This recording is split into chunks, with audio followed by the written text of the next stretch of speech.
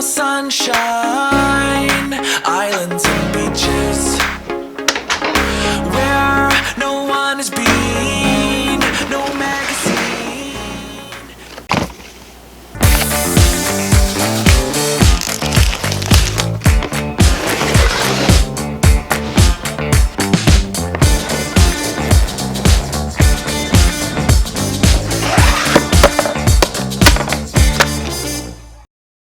So this is the Nimbal M3 3-axis gimbal for smartphones, and taking a quick look at what we get right out of the box, we've got the gimbal, a small tripod that screws on the bottom of the gimbal so that it can stand up. There's a counterweight, charging cables, and obviously instruction manual. This gimbal has a lot of cool features. None of them are new to the gimbal world, but they did do a really good job of making it user-friendly. So these features are on gimbals that I had that are way older, but I never used them on those older gimbals just because they were hard to access those features. Now we have a really usable interface, and you can just go into their app and access all of these really fun features that I never really used on my older gimbals. So I'm gonna head out and show you some test footage, kind of run through the list of what this can do. Then we'll finish this video out doing some fun tests, just seeing how stable this gimbal actually is, probably do some real world tests running around with it. Anyway, I'm gonna go ahead and head outside.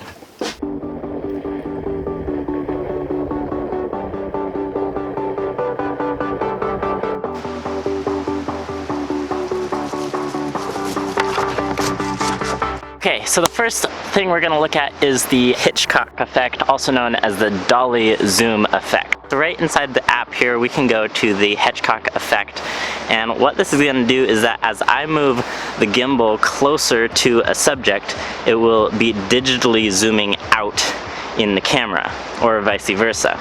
And what this does is create this really cool compression effect where the background looks like it's growing or shrinking differently than the foreground objects.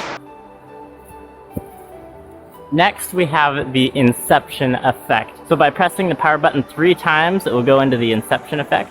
And now you can spin the camera around in circles for some cool video effects.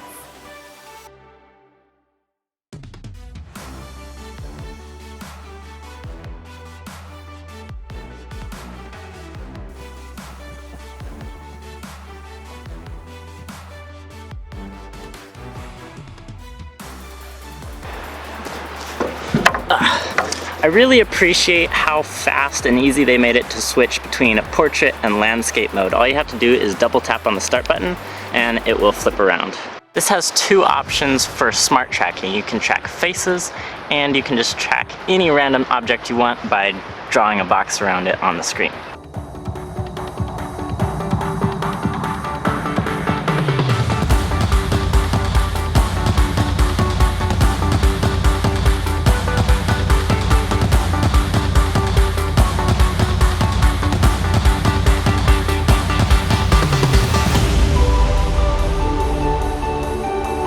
Obviously, we can take panoramas with this as well, and not only did they give you 2 options for regular style panoramas, but what I think is really cool is they gave you an option for a grid style panorama, so it'd be 3 across and 3 down, giving you a really big resolution photo and a wider aspect ratio, not just horizontally but vertically as well.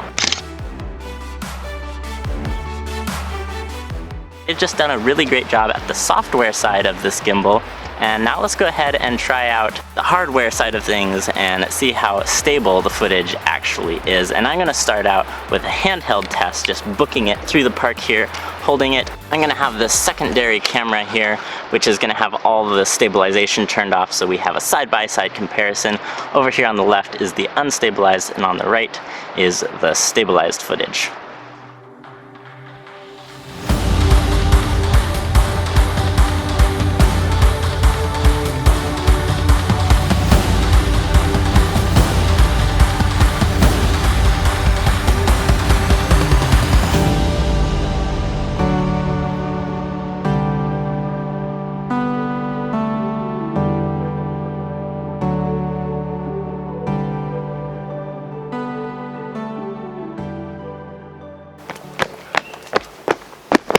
Alright, just for fun, I was thinking it'd be cool to just like strap this to my foot and walk around with it and see how stable it was.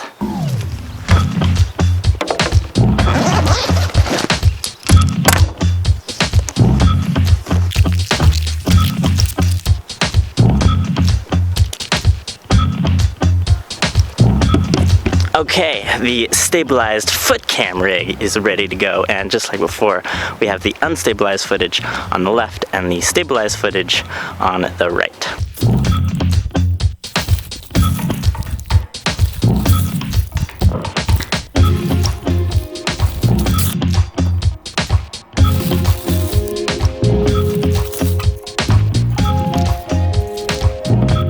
You get some weird looks when you're out in public with this type of thing strapped to your foot. I thought it was funny though, my dad saw this and his first response was like, "That looks like stabilized footage." I thought that was funny.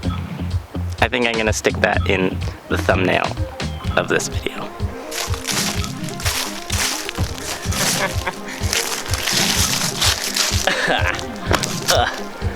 Okay guys, if you want one of these gimbals, there'll be a link in the description below to take you over to Amazon. In the meantime, watch some of my videos right here, and I'll see you guys next time.